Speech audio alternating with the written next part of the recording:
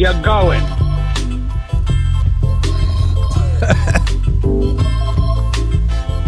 All right. Hello. Hey guys, how are you? It is the last day of a really busy week. I know that we had Monday off because of Memorial Day, but still it has been great. And there's been a lot of wonderful topics, wonderful guests, things to be done, and we're setting ourselves up for more success next week as well. I have a couple of quick announcements to make before we just kick this one off. I'm not going to do any grab bag because it's Friday night and we're just going to kick things around and take some calls and whatever. Friday, May 30th. So not only is it the last day of the broadcast week, it is going to be the last broadcast of the month of May 2025. When we get back, it'll be January. And it's all June, man. And next week, on Monday the 2nd, it's just gonna be I have an open night right now. We'll see what happens. Maybe I can get Rich Barris to come on. But I have a lot of different topics I can throw your way. Tuesday night, we're gonna have two guests in the studio. We got Chrissy Mayer and Leonarda Joni.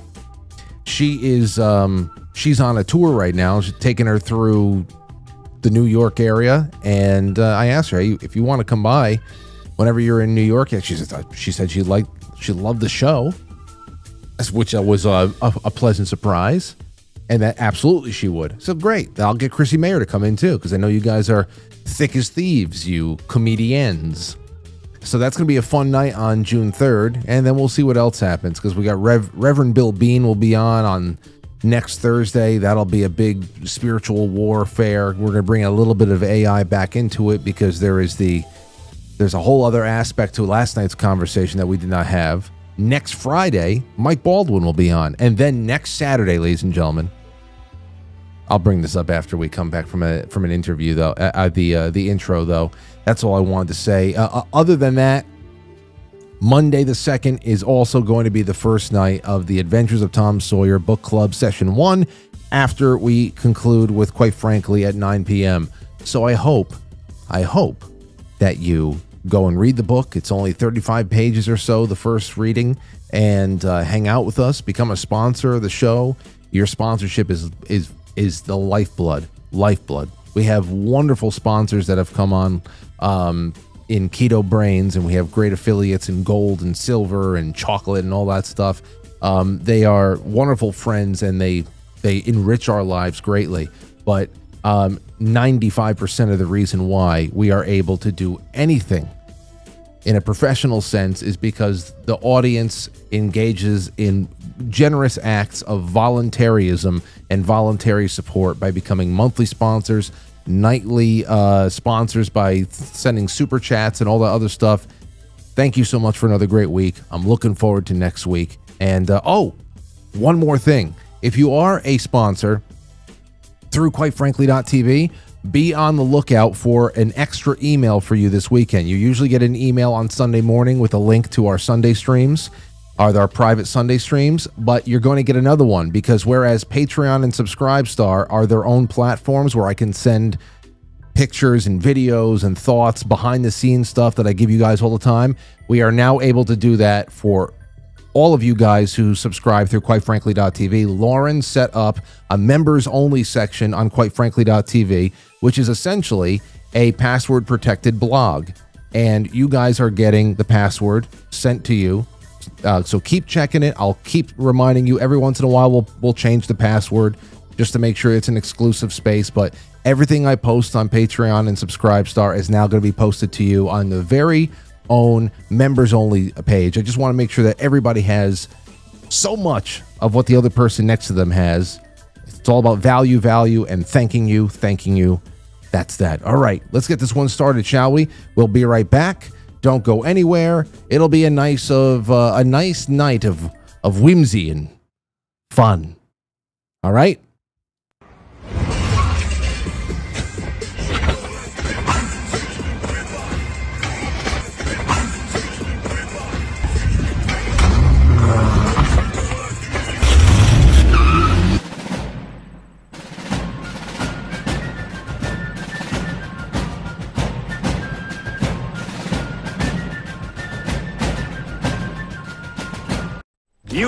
one ant stand up to us, then they all might stand up. Those puny little ants outnumber us 100 to 1. And if they ever figure that out, there goes our way of life. It's not about food.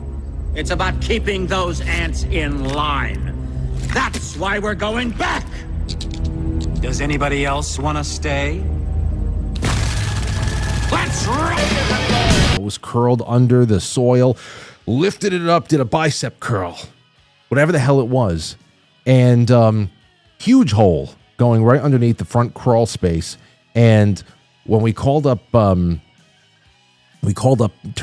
or whoever the hell it was, they came by, they're like, it's probably a groundhog. I said, I've never seen a groundhog in my life. How big's the hole? I don't know. It's big enough to fit any of the local fauna.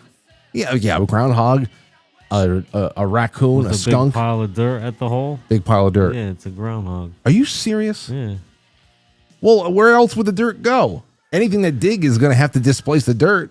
They kick it out. Right. Anything that's going to make the hole is going to kick out that dirt.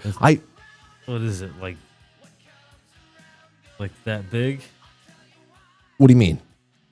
About. Yeah, it's probably groundhog. I've never seen a groundhog in my neighborhood in my life. The only place I've seen a groundhog in this area is hanging out near the on and off ramps to 287 and 95.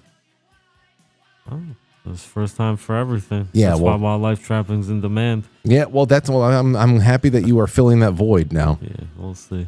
Well, I already started telling people if they need wildlife services, they'll go to you. And I don't know. I got a sick new logo made too, bro. Different from the one that's on the card you gave me? Yeah. You want to show everybody?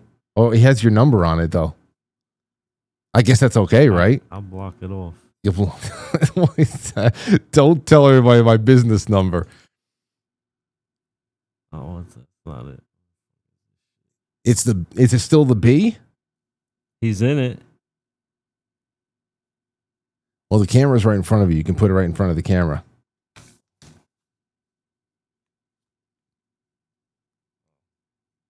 Hold on. Oh, and the bats and the raccoons, and they all have red eyes? Oh, the number came out. They did? Yeah, they all have red eyes. Well, it's a business number or whatever. You're going to get a lot of people from Wyoming calling you up. Hey, I don't have any business. I just want to say hi, Matt. Anyway, well, welcome back for tonight, and it's great to have you along. Good to see you. Good to know that you're well, and we have plenty to do here. Did you hear about the jailbreak in Louisiana? Like 2 weeks ago? Yeah, well, they got all the guys except two. I think that they're offering like $50,000 rewards for the last two remaining. Take a look at these guys. There they are. They probably didn't do anything wrong. No, they didn't do anything wrong, but they were wrongfully imprisoned, no doubt. But they broke out by sneaking out from behind the toilets. There was they cored out. Yeah. They hollowed out a piece of the woil. The woil was hollowed out already. That's it. This is some news that I know that you will be interested in. You know how we were talking about the grandson of the 10th president of the United States, John Tyler? There was another grandson or something around just a couple of years ago. But the last grandson, I believe, of President John Tyler just died. Oh, yeah, he perished. Just died at 96. Harrison Ruffin Tyler, the grandson of President John Tyler, has passed away at age of 96. His death marks the end of a living link to a 19th century presidency and a person of intrigue for many political historians. Tyler was the son of Lyon Gardner Tyler and the grandson of John Tyler, who served as the 10th president of the United States from 1841 to 45. His mother, Susan Ruffin Tyler, descended directly from Pocahontas. What do you think about that? Not Sacagawea. Not Sacagawea. According to the Richmond Times-Dispatch, Harris died of dementia over the Memorial Day weekend in his Virginia nursing home. So there you have it. That's it. He was born in 1928. His father, Lyon Sr., was 75 at the time. He was still pumping out like Al Pacino over here. Yeah. still pumping it out. The sperm still, he's more virile than most guys today. You know, we have a sperm crisis. This guy is because of all the soy. Yeah. Well, Lion Senior wasn't eating soy. It didn't exist back then. No, he was eating animal bones. He was actually pulverizing them with his teeth. Yeah, the marrow. Lion Sr. had been born when President John Tyler was 63. So it's just a long, long bloodline of just great sperm. We'll see if it continues, if they have any. I don't know. I think everybody's hitting a wall right now.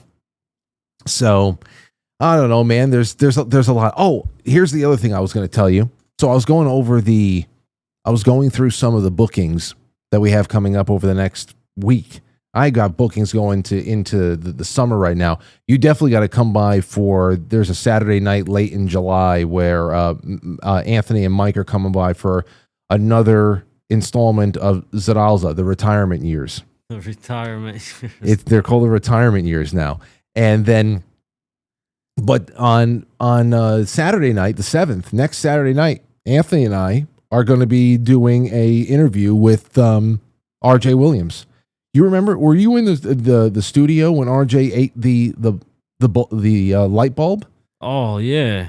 Didn't he fucking pierce himself with something too? He put a bike spoke through his bicep. Yeah, that made me feel very, very unwell.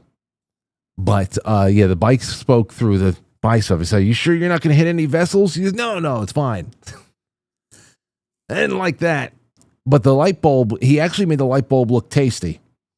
Anyway, what we find out is that night that he was on with us was, I think it was the day after his first bank robbery job in New York City.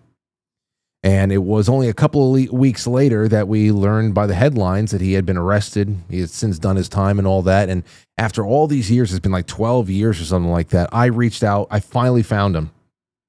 Because he has a brother who's nearly a twin of his. Yeah. And I said, "Dude, it's me. It's Frank, the old studio. Do you remember?" He goes, "Oh, wow. Absolutely, I'll come on." So I told Anthony, I said, "Let's do episode 2 of The Brothers and let's have him on." So if you can come by, you should swing by. If not, you should definitely watch it because that's going to be interesting. We're finally going to be able to get the full picture. We'll be able to watch that night from 2012 again and then fill everything else in. I can't wait to hear about that. I can't wait to hear about the process of robbing banks.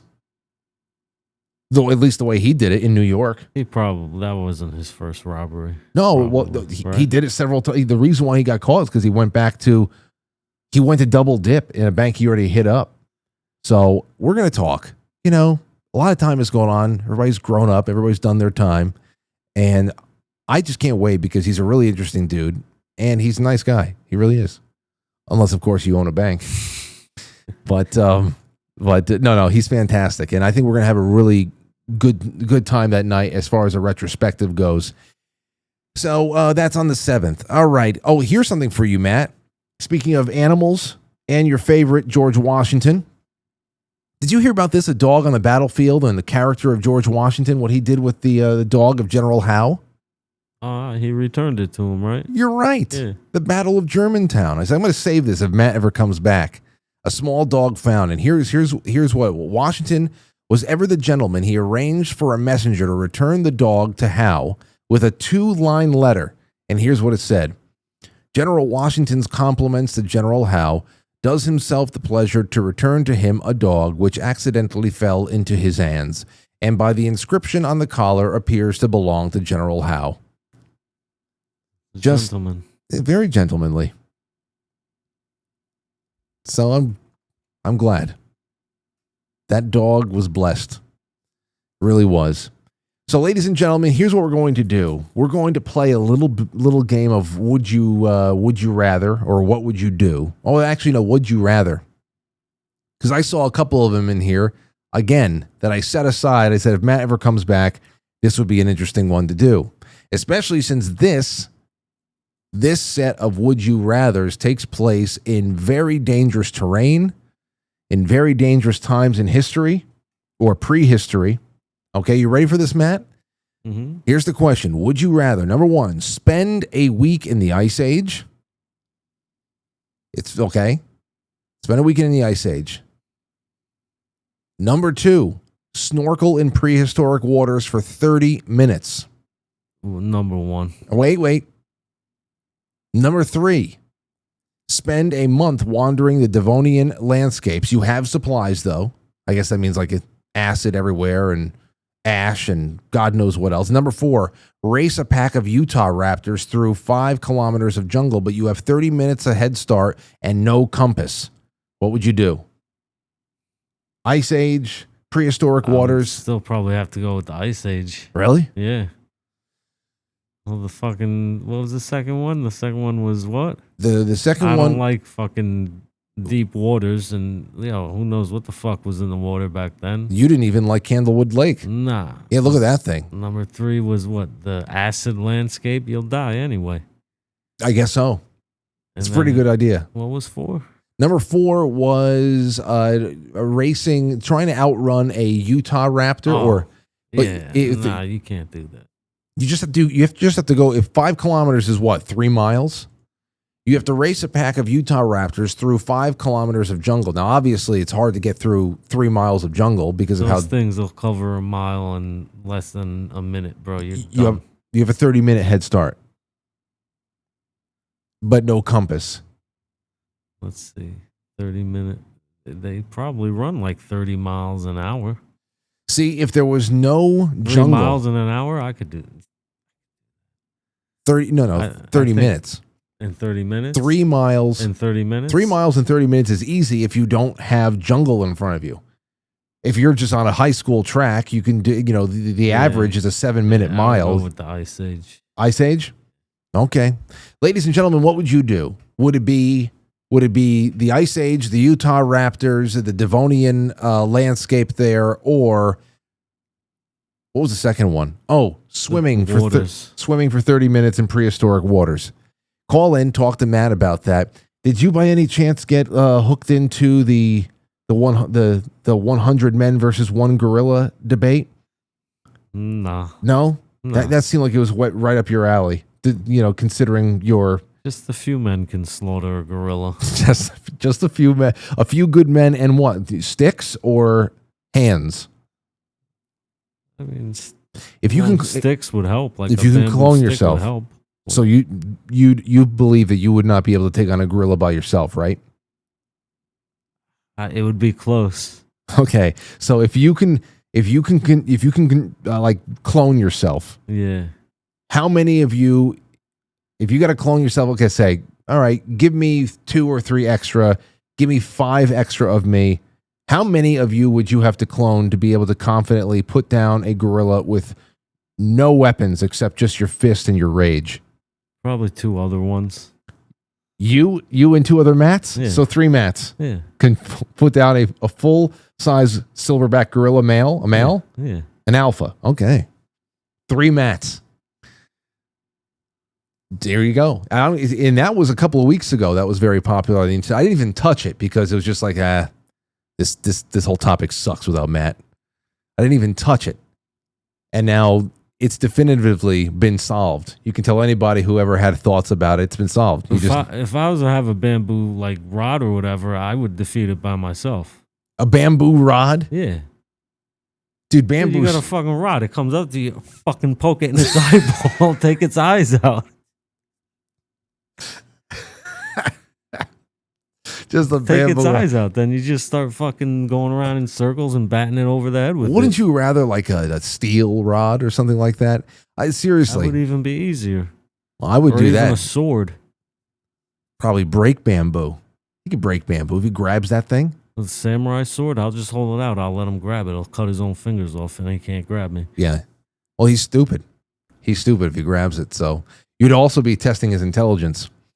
All right, let's get some calls in. Here's what we have. The lines are open. Say whatever the hell you want. Say hello to Matt. Ask Matt a question. Or talk about the gorilla thing. Talk about the what would you rather. Here's another would you rather. Okay?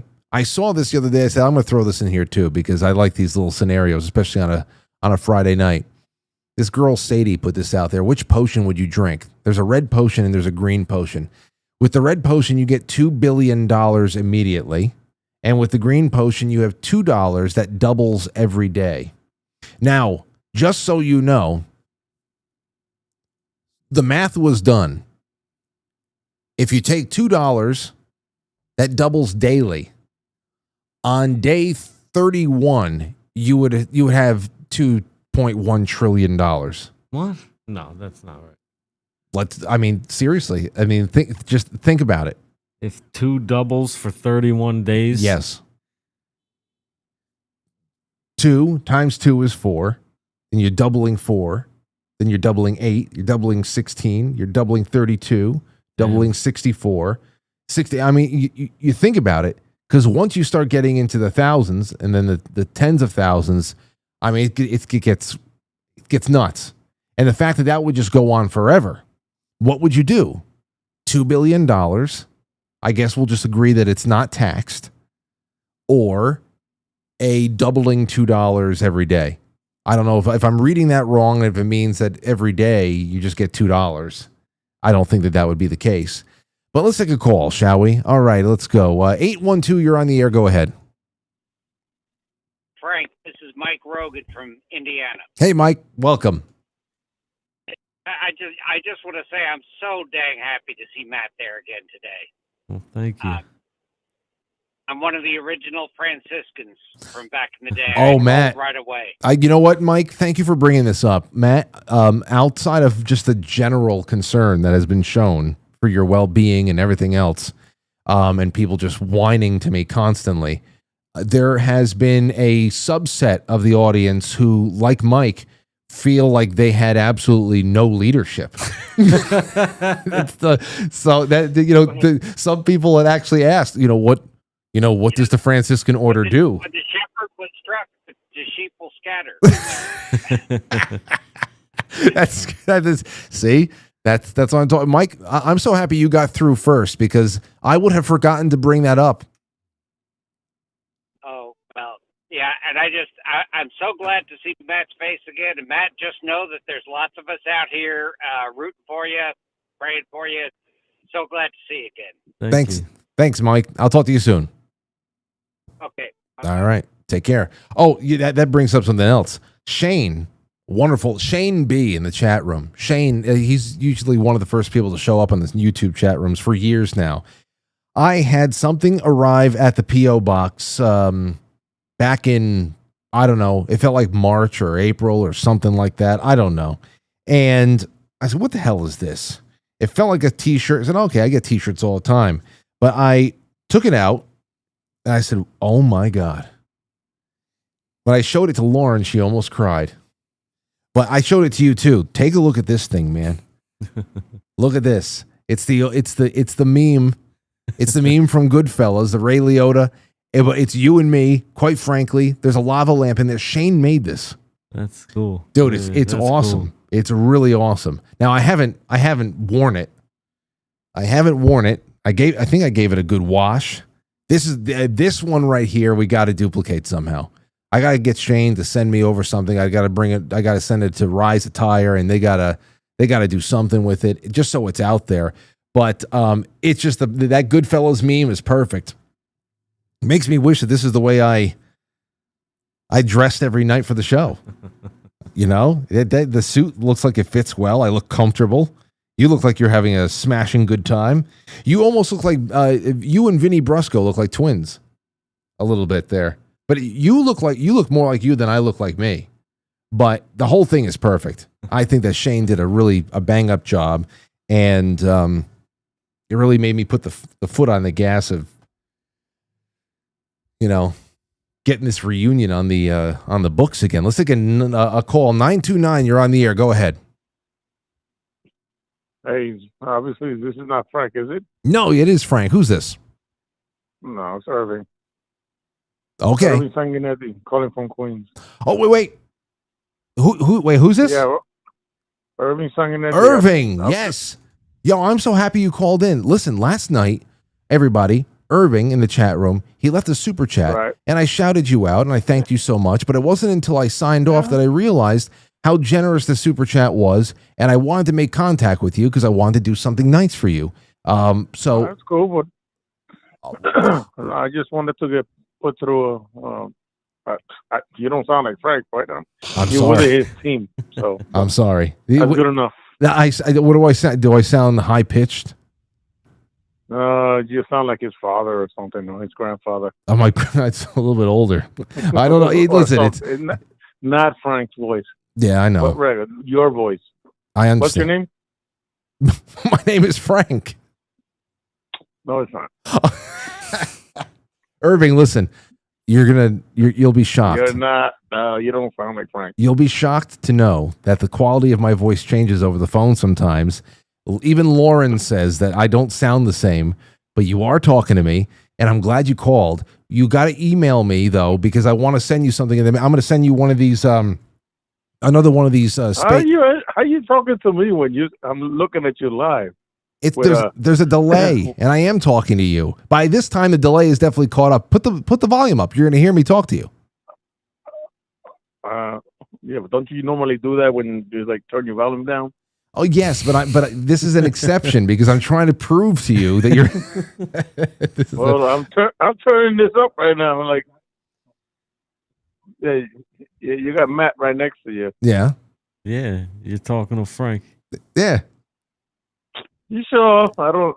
Did you just hear Matt? Does I'm Matt? pulling the number, Do I sound like? This gotta be it. Wait, does my voice sound the same? 914-200. Irving, did you just hear Matt's voice? Matt, say something nice and loud. You're talking to Frank. Well, now it's Matt, but you're talking to Frank. Does that sound like Matt? So it's delayed. Irving, did you just hear What Matt? up? Did you just hear Matt talk to you? What's up, Matt? What's up, bro? What's going on? Oh yeah, there's a delay. I told you. Okay. Well, thanks for calling. What's up, Matt? Dude, What's up, Frank? Dude, you got to do me a favor. Make sure that there is a delay. What? Yeah, I did. There's a delay. Yeah, I know. I'm just trying to, and you're I'm only doing this because you're. I'm only doing this for you, Irving. I heard my name, so I guess I'm like. Okay. Pay attention. Okay, pay attention to me. Hold on, because now you're talking to us from 20 seconds ago. Now you hear me? Okay. All right. I'm gonna ring the lock in. down. All right. Lock in. Okay. So just welcome. Thank you again for last night. I'm glad you got in touch. Email me with your mailing address so I can send you some stickers and whatever. You know? Yeah, a SpaceX patch. I just want to. I always like to contribute straight to him.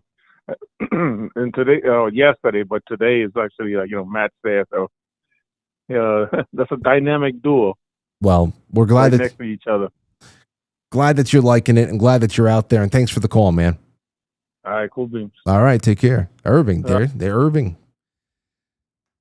Anybody else wouldn't have spent that much time trying to convince. But I had to. Irving was very, very good to the show, and that was actually kind of funny, if you ask me. Oh, man. We should take bong rips now. Let's just say 504, you're on the air. Go ahead. Hey, Frank. What's up, dude? Just chilling. Who's this? This is Roy Orleans. Okay. Yeah, I just want to give your younger audience, when they're going to a job interview, don't do these two things. Okay. Well, he got caught up. Okay. Well, that got 253. You're on the air. Go ahead. Frank, Kathleen from Washington State. How are you? Kathleen, how are you? Matt, it's Kathleen. Hi. How you doing? Matt. I missed you so much. I'm going to sound really crazy. Like, we love you, Matt. You don't know who we are. I'm just your crazy aunt out here in Washington State that you didn't know you had. Just totally kidding. No, we know. We know now. It's good to know that we have those people in every state, because if we're ever lost, we just put out the help. My God. I was so worried. Oh, no. I was all right. No, I was like, I tried to tell everybody you were fine. I don't want to spank you with my wooden spoon or anything, but you know what I'm saying. We love you. You guys are the best. The duo's back. The stars have lined up. Matt is back again. So you hear this? You hear this? You hear the celebration that's happening right now? It's like the end of... That's my crazy aunt over there in Washington. We're out in the crowd. We're like... It's like the end of Return of the Jedi over here. This is great. Oh, I know. We need our sabers. That's it. So, okay. So Kathleen, you're just happy to see Matt. Anything else you want to say? I'm happy to see Matt. Just wanted to let you know, you were talking about, whatever you got going on, Matt. I have stuff going on too. I just went to a biological dentist.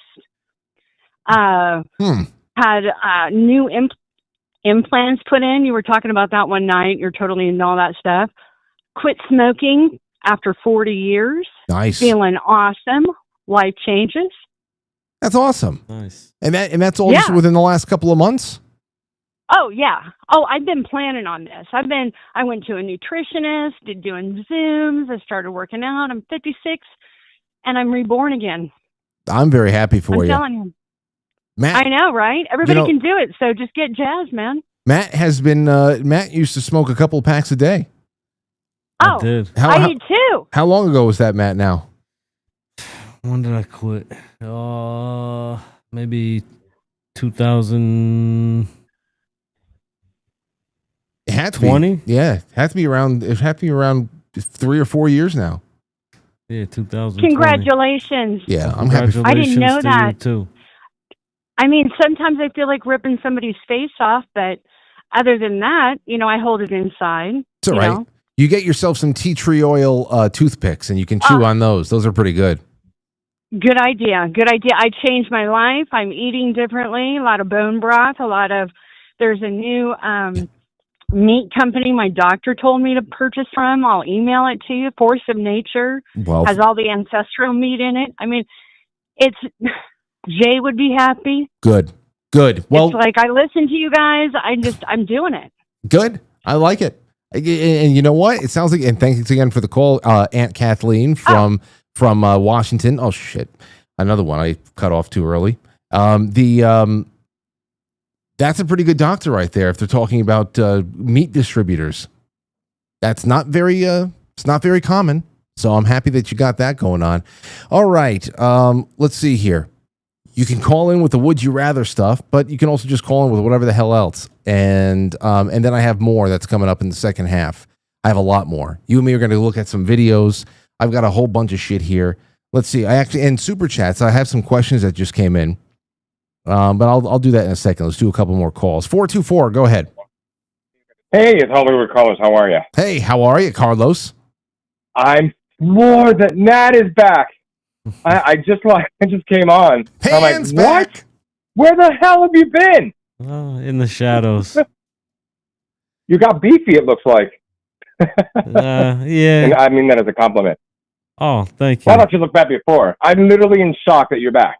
Oh, well. You know what? I wanted to preserve the shock as much as I could. This is why I mean, maybe somebody, if you guys are following me on Instagram, you probably saw Matt hanging out with us on the on Memorial Day, the Memorial Day picture. No, I didn't see that. No, okay. I didn't see it. I'm not on social media much of late, so I missed it. I totally missed it. I'm just glad that you're great and you look great, you sound great, and it's just nice to see you again. Not to overshadow Frank, of course, the star of the show, listen, hey, well, you what do you think? This is a very, very important friendship to all of us over here. I'm working around the clock to just keep everybody in our lives just communicating and stuff, and it just whatever. It was, and the world is all the better for it. Absolutely, I mean, that's what it's about at the end of the day. All this madness that's going on in the world, and when you I don't even know Matt physically. I've never met him. And also my connection to you. It's just like. It's a beautiful thing, and none of us have ever met, and I just think, this is why your show is so important, Frank. I say it almost every time I call. It's just, you're so unique in how you present everything and how you keep us all connected and how we all interact in chats and this, that, or the other. So it's a good thing. I wanted to call so badly yesterday when you were talking about AI and the entertainment business. But I couldn't because I watched the show after you were on air. Well, wait a second. But, listen. It's Friday night, and let me just say thank you for the compliments, and also yes, I have been just, been thinking about this night. I know that last however many months is, everybody's just been out doing their own things and schedules haven't lined up, whatever. But I knew that whenever Matt came back to hang out, it would be a great positive surprise to everybody. And that's why I didn't want to, promote it or anything like that. So I just threw up a couple of question marks and said, we might have a special guest, whatever. But you know what? It is Friday and we're just doing a whole bunch of different things. So if I give you a minute, because there's so many other calls coming in, real quick, on what we said last night with, especially that 4chan prediction of the next 10 years, what this Google VO3 means for the television and movies and all that stuff going away. And what do you think? Go ahead. Yeah. Real quick. So, well, from where I sit and talking obviously to my colleagues and associates who want to in the business, we're all kind of, there's two sides. There's the people who are denying it or just sort of, don't even want to talk about it. And then there's those of us who are seeing what's coming or what is here, not even coming. It's scary. So many of us are still out of work. The companies are condensing more and sort of folding into each other or selling off. And I think CBS News folded into Skydance's acquisition of Paramount this week. It's nerve-wracking. I mean, although I'll leave you with this, and you got to go. And I'm sure there's people. But wait a second, Carlos. Didn't you tell us in a previous call about how there was already a good amount of studios out there that were already employing AI to write the scripts that they're putting out? Yep. I think what I reported initially was that like Fox News was the first entertainment company to make a deal with OpenAI. Because OpenAI, I think it was OpenAI, but OpenAI, it's now 2 years ago when they first rolled out AI. And, Sam Altman came to Hollywood and sat down with all the studios and all the agencies and gave them a presentation on how they can buy software, very expensive software, to create the content, write it, the production of it all and whatnot. And they're not going to need masses of people to do these jobs anymore. They'll still need humans. It's just not going to be as vast as it was because of what Ben Affleck. I think there's that clip of Ben Affleck talking about. He's on stage. He's talking about what it's going to do. And production departments are going to diminish. They're not. The quality is going to be better in that aspect. But it still will need the human touch. I mean, I'll give you my experience with AI. Myself, I use Manus, I use Gemini, I use Brave. Brave has a great AI as well, although Gemini's become my favorite in the moment. Grok, it's too programmed. But I literally get into arguments with the AIs and pushing it because I'm doing Brandon Williams' course, as you know, and I'll go back and as I study and as I implement things, I cross-reference, and sometimes it gives me just the programmed expected answer from a government that wants to control the population and hide this info. And I'll challenge it, and it literally will come back and say, you're right.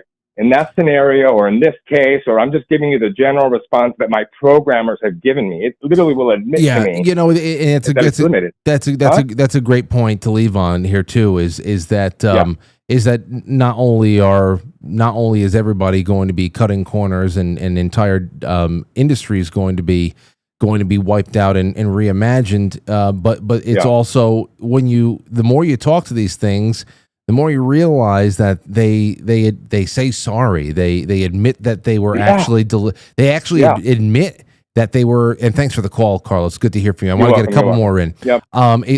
These programs actually admit that they're sandbagging you. They admit that they're sandbagging you, that they're holding things back, that certain things have been programmed into them. They apologize. They promise to do better next time. Everything is a very strange grooming situation. It really is. So, anyhow, okay. Let's see here. June is coming, says Road Trip. Matt is back, says Jay Brits. Glad to see you along with that other guy claiming to be Frank. See, there you go, Matt. They're happy they're hanging out with this Frank imposter guy. What Frank imposter guy? Me. I'm not Frank. Yeah. Bill the Drill says, "Sup, Matt from Amman, Jordan. Glad to see you again. Since you've been gone, we got super chats back on YouTube. Oh, yeah? So people are able to send there at quitefranklysuperchat.com. This one comes from Streamlabs. Shotzi says, Friday night with Matt. Hallelujah. We missed you, Matt. 38 minutes ago, John Volts says, Frank, I remember the first time I watched your channel. The intro song gave me goosebumps. I'm hoping the new intro is just as epic. Well, it's just got to be to the point. Some things have to be focused, and I have to find a way of making it representative of the feel of the show without tripping every copyright censor in the world, because I'm just doing so much editing by the time that the show ends to the time I upload it to podcast platforms afterwards. For those of you who like listening to audio only, dozens of episodes are being taken down from Spotify. And you know what? The copyright pings, they do have some kind of an effect on the way that the show is found on places like YouTube as well. So whatever we do, and I'm going to have at least a first draft sent to me by the end of this weekend, I hope. It's not going to be without it being an homage to the Shinedown melody. But we got to figure some stuff out. And it's got to be tightened up a little bit, and it's got to match the aesthetic that we got going on. So thank you so much for that. Here's one that just came in, and this one is this from Terry. It says, Frank, is Matt the same Matt you said you used to drive down the hill in the minivan with when you were in high school? No. Oh God, no. That's another Matt. And let me tell you something, Matt. I think you might know his family, but I don't think you know him in particular. Hold on. Oh, you know him? Yeah. Okay. Yeah. Well, so he was always a little awkward, but he was our friend. But anyway, we were lucky to be alive.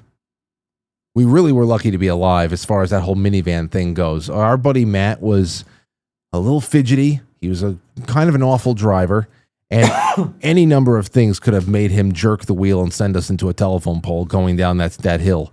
I don't know, but we just loved going down that hill and just with reckless abandon. But the worst was the night that we were going to my friend Carmona's apartment building. So his apartment building had a gym in it.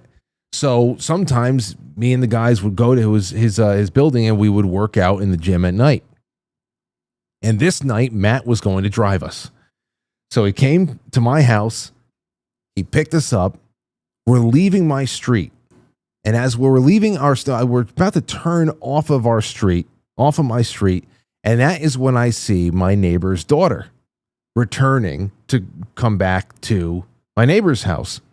So she's, we're going to make a right onto a road, and she's coming down that road, and she's going to make the left past the nose of the car. Okay, you can see that happening. So she's cutting across Matt's car to make that turn, but Matt keeps drifting for some reason past the stop sign, and it was like the scene from the Titanic where I could see the iceberg, but there's nothing we could do. And he hit her driver's side door. Not hard, but everything jerked to a stop. And then it gets worse, because she rolls down her window. The car door is pinned, but she rolls down the window and she's like, "Why didn't you stop? What the hell are you doing?" And he is so awkward. And he is like, he's rolling down. It was all hand cranked window. He's rolling down the window. He's going, "I couldn't. I'm trying." And he's like saying fragments of words. And I'm slinking down into my seat because it's my neighbor's daughter, Nina. I'm slinking down into my seat going, oh my God, it's Nina. And she's going to see me in the passenger. There's no way she's not going to see me. This is so fucking embarrassing. So I'm slinking into the seat. It's getting bad. And then in an effort, this is where it gets worse, in an effort to dislodge ourselves from the accident, Matt doesn't just back away from contact. He, for some reason, chose to press forward and continues to scrape all the way along the car. And at this point, I lose track of Nina. but I can hear her weeping, and she's saying all she could say at this point, and I understand why she said all she could say at this point is I could hear her now out the window going, "What's wrong with you?"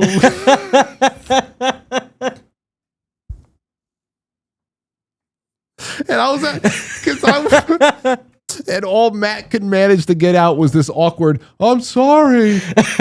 And we didn't end up working out that night. I walked home. I just like snuck. That was so. Oh my God! I understood there too. It's like she was weeping at that point because there's something going on here. He just drove away. No. I think they exchanged. No, I mean he wasn't. He was trying to disconnect the cars, but he wasn't thinking. So when she was weeping, saying "What's wrong with you?" that's something that has stuck with me for decades now. What's wrong with you? What's wrong with you? Like, why are you making this worse? Is it on purpose? No, so that's not this Matt. That's not this Matt. Anyway. I'm a good driver. Yeah, you're pretty good. Especially with caged animals in the car too. Yeah. You're not distracted at all.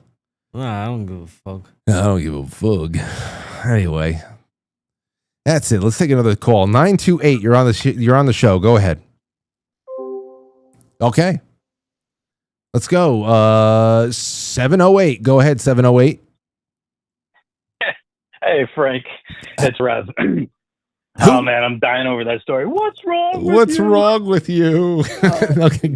Well, welcome to the show. Yeah, welcome back, Matt. And I know the Franciscans have already called in to represent. So all I had to say about that is also as a fellow Franciscan, I was not concerned because we're very independent. Yes. And as part of that independence, maybe it comes from the secondary attribute.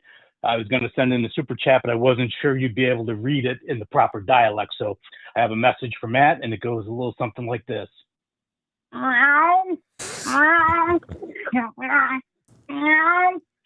What is he saying, Matt? I don't speak Catholic. You don't Catholic. I'm not a Catholic. I don't speak Catholic. Oh my gosh, this has just gotten. What? We'll have to get Timothy on to translate it because we know he's that a cat. Matt and Timothy have that bond. He's just a cat, not me. Have you seen the year, like the 12 months? I'm not saying 2025. It's been a good one, but I'm just even going back to last year, the year that Timothy Alberino has had.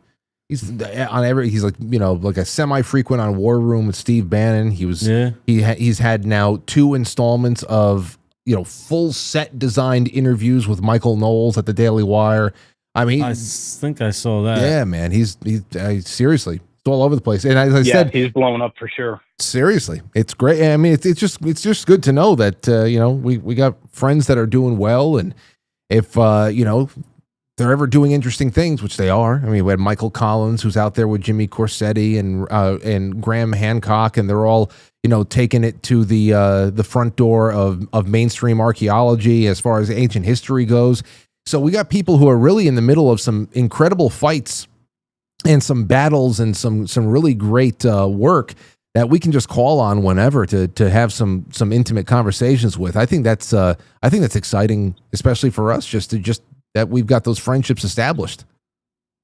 For sure, absolutely. And a final point on that whole cat thing for Matt. We know that he's being disingenuous right now because he said he was lurking in the shadows, just like a cat. Just like a cats do.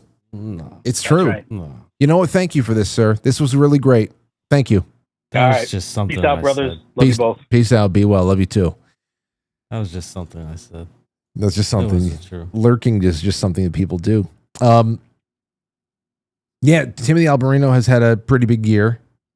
What was it? But that's why I said it was probably after the last time he was on. I said that's another really amazing thing about this show is that whereas millions of people have seen him now, new people have seen him and been exposed to his work over the last year, there is only a small subset of 100 to 150,000 people or so who knows something about Timothy that nobody else does. Yeah, he's a cat. That he's a cat person. That he and shapeshifter. That he avoids like if Michael Knowles, I should get in touch with Michael Knowles through Timothy Gordon and say, listen, ask. You got next time that Al Barino goes on the Daily Wire for episode 3 of their talks of ancient civilizations and biblical prophecy and all that stuff. Please have Michael Knowles ask him about cat people and see if he avoids the question. He did on this show. That would be big. If we can get Michael Knowles to ask him, what about cat people? And he changes the subject. Yeah, that would be no mind like a cat would do. It's over. There's not even any there's no doubt at that point. All doubt's been removed. Just incredible. And that's the world that we've created. That's what we're leaving behind. I can't wait. All right. You know what? We're going to take a really quick break. When we come back, we're going to read through more of your super chats, take more of your calls, and then we're going to watch some videos together. How do you like that, Matt? Sounds great. All right. Well, you haven't heard this intermission in a while, so I'm going to play it for you. BRB. It's the last show in May.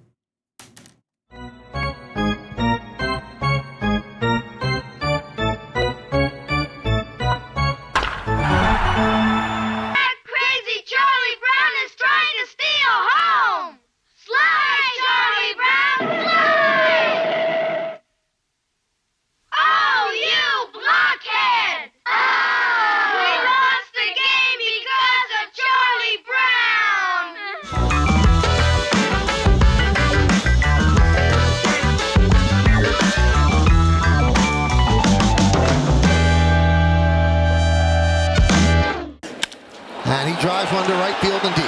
Going back, Caballero on the track, at the wall. See ya!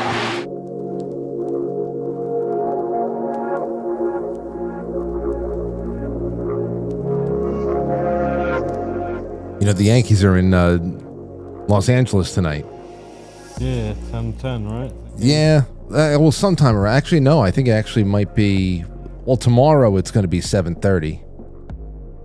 It might actually be. Who the hell knows? That'll be fun. They're doing well. They definitely have a better team than last year. The Yankees. Much better team. So I've been enjoying that a lot. Yeah, 10-10. That'll be nice. I'll stay up and watch it. It'll start raining sometime soon. Be a nice rainy night over here. And then I've got T-ball tomorrow, Matt. Are you working at the park tomorrow? Nah, I got my one of my only 2 monthlies to do tomorrow. Oh. And another job after that. Do you know, if you really wanted me to, as far as, I don't know how many people are here in the tri-state area. We're very well watched outside of New York. But if I really start making some inroads, you could be the official animal trapping company of Quite Frankly, and I can probably get you in front of people all over the place.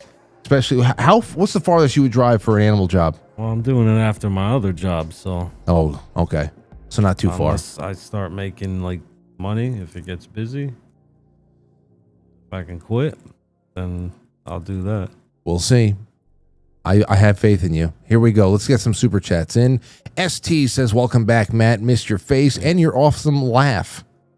See that? Thank you. It's my job to make you laugh, to draw it out of you. So there's a lot of pressure on me. All right, Irving Sanguinetti, who just called in, says, I can't find the contact info. There's a lot on the discrimination. There's a lot on the discrimination. Quite frank, it's Frank at quitefrankly.tv, Irving. Frank at quitefrankly.tv.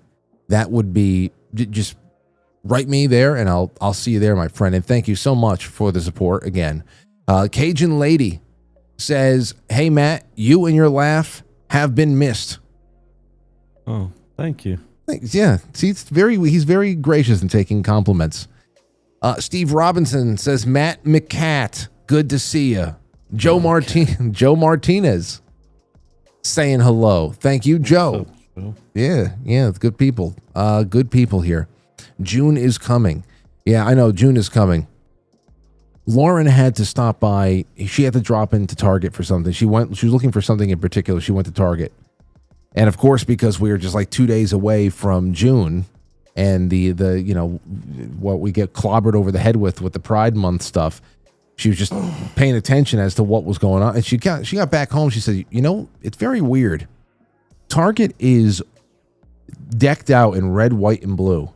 And it's May 30th. And if this were last year, the year before, the rainbow flags and the trans flags would have already been all over the place. And the gender neutral baby bathing suits and shit like that all over the place. So I said, well, you think it's just going to be like an overnight thing? Like when Buddy the Elf comes around and decorates the entire toy store the night before the Santa display. I don't know if they've really the entire corporate hierarchy has said, I think we're going to back off of this for the sake of everybody. Do gay shit anymore. Yeah, we're not. We LARPed with this for long enough, and nobody likes it, to be honest. I don't know very many gay people that actually like it. And we have plenty of gay people who watch this show and they get in touch with me. They just express their disdain for the kind of heat that is brought down on them by this machine that has no fuel other than to take people's personal lives and turn it into these really hacked up political whatever these causes. Jen Mule says, Matt, this is all from Rumble. Jen says hello on Rumble. Grimbold says, Matt, satisfying to know that you have not perished. Nope, I haven't slaughtered myself yet. But here's the thing. When you sent us your last voice note, what you said was, I have not slaughtered myself. I have not perished or I have not slaughtered myself. But if Trump doesn't win in 2028, it's all over. Yeah, there's a good chance I'm going to slaughter myself in 2028. See, this is why I thought it was funny. Because most people would move the goalpost to ensure that they live, they survive. And you're moving the goalpost to ensure that you'll have to kill yourself. Unless he wins. It's not going to... Well, soak up the sunshine, I guess. Good to see you, Sir Frank. Have you picked up some more followers from Badlands and your shortwave radio debut? I hate this show. I don't know. I honestly don't know. Rumble has consistent growth. Rumble is doing well. We just hit 39,000 subscribers over there. There's like a couple of dozen people that show up every day on Rumble because we're often suggested on the front page of Rumble. Now we're going to be doing the Saturday night specials where we'll actually be live on the front page of Rumble. And you saw that the first night that I did the episode 1 of The Brothers with Anthony on Rumble, we had 10 to 12,000 people watching concurrently at any given time. So there's a lot of opportunities for stuff like that on Rumble. But YouTube is still, it's one of those things where I'm always coming up with new ways of, we're sharing shorts, obviously, but also middle length videos, something around 13 to 15 minutes. And that's why I wanted to start actually compiling all of the joy scrolling stuff that we do on Friday nights so we can put that out on Saturdays. And also other things like this weekend we have a clip that's going to be put out there. It's a highlight clip of our call, the blind caller of ours on Monday night, talking about brain chips to restore eyesight and everything else like that. So with YouTube, it's really just about how much content can I put out in different lengths of time. How can we make our thumbnails better and better for the nightly show? But other than that, I mean, I'm live the same time every night on YouTube for like 12 hours a week. So it's not like the channel isn't active. It's just that there's other ways you got to grow there. Rumble is on a different wavelength right now, and they're a little bit more politically aligned. So it's a lot more of a welcoming place. There's a little bit more hoops to jump. But I don't know about Badlands in particular. I know that a lot of people enjoy the shows there, and every time we go live on Thursday nights, it usually has for the day at least, it's usually in Badlands' top 3 shows that went live or something. So people seem to be enjoying it, and I hope they are. Shortwave, I would love that. I would love to do that, but again, with WBCQ, it's $100 an hour to be syndicated on shortwave from a set frequency at a set time to have a slot. So you think about a 2-hour show, 5 nights a week. I mean, that's $1,000 a week for me to be live 5 nights a week for the full 2 hours is going to be $4,000 a month. That's even if they wholesale me or something like that. I don't know how much so I started thinking, all right, well, what if it is every Wednesday night? If we have Badlands syndication on Thursday, what if every Wednesday night we're syndicated on shortwave? We just do one night, one half of an hour. It's like I hate half-assing things, but at the same time, if I had $4,000 extra coming in to support the show, I would not put that into shortwave syndication right now. I wouldn't. So I got to think of something. And if that money starts coming in somehow, if more people sign up as sponsors, I am a lot more prone to putting it into here and now production things than paying for shortwave syndication, which it has to happen one day. That was so awesome going on with Mark Kernke the other night. He's coming back on. We're working out either a date in mid-June or a date in the first week of July. And that'll also be shortwave again. So that'll be nice. Hello to all of my friends in Bangladesh. We're huge in Bangladesh now. Grandma Grateful says, welcome home, Matt. We missed you. You hear that, Matt? Thank you, Grandma. Well, that's it. Hey, would you blow me? Says Matt, we are all just shit factories drinking recycled dinosaur piss. F them if they can't take a joke, and joke them if they can't take an F. You understand what he's saying? I think so. Yeah, me too. Me too. Let's see here. Over on quitefrankly.tv, Safety Net says, this cookie is from Matt. Welcome back.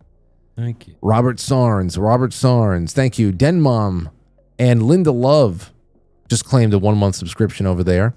Amethyst Cat said, good to see you, Matt, and Frank's grandfather. That's it. It's me. I'm filling in for Frank tonight. I'm his grandfather. Thank you again, Amethyst Cat, and Val over there on quitefrankly.tv doing some great modding on Pilled. Safety Net 820 says, I tried to call in to say this, but I'm thrilled that I got to hear the two of you laughing. Missed that laughter therapy of the two of you together. Well, I think that's the whole thing about Friday nights. There's got to be some kind of a landing. There's got to be some kind of a landing pad for long, grueling weeks. And, I know everybody's got their lives, but it is great. It is great to hang out with friends. Like when Matt, if he can't make it on a Friday night, I liked having Jay Gulanello fill in. I love when Matt and Jay are in the same room. We've had a lot of fun together, we three. And then Mike Baldwin. I have a lot of fun with when Matt and Mike Baldwin are on the same show. So there's a whole bunch of theories, Matt. People were wondering if you weren't coming by because you were pissed because I started inviting Jay to the people were trying to find ways to blame all this on me. What else? That you were mad at Jay and Mike Baldwin, to be honest, for coming in and hanging out with me on Friday nights. I think Matt probably felt slighted that Jay was being asked over. I was like, geez, God have mercy. Yeah, what else? What are someone? I mean, when it comes to drama, people who were drama theorizing, that's what it came down to. There was a handful.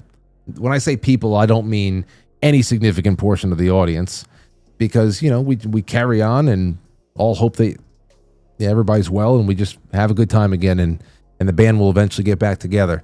But But for some people who need the drama, there's a small handful of people that tried to make this about like me doing something bad or harming you in some way, harming me emotionally. I don't know. Oh God. Anyway, some people are lonely. What are we gonna do? Okay, L.A. Martinez, who won the raffle the other night. Can't wait to get that address. Oh, actually, I think I did. I have to respond to her email. But L.A. Martinez says, hello, Matt and Frank. Hello to you, La Martinez. Good to have you out. Okay. Rev says, I said, why are you gay? What's wrong with you? Yeah. There you have it. Two Dogs Mike D has a good one for you, Matt. Matt, we've got nuisance mountain lions, wolves, and bears up here. Can you... Never mind, I've got your card. I'll call you. If somebody called up and said, hey, listen, I've got mountain lions, I've got a wolf problem, maybe even a bear, what would you say to that? First, I would need to see where the fuck they live.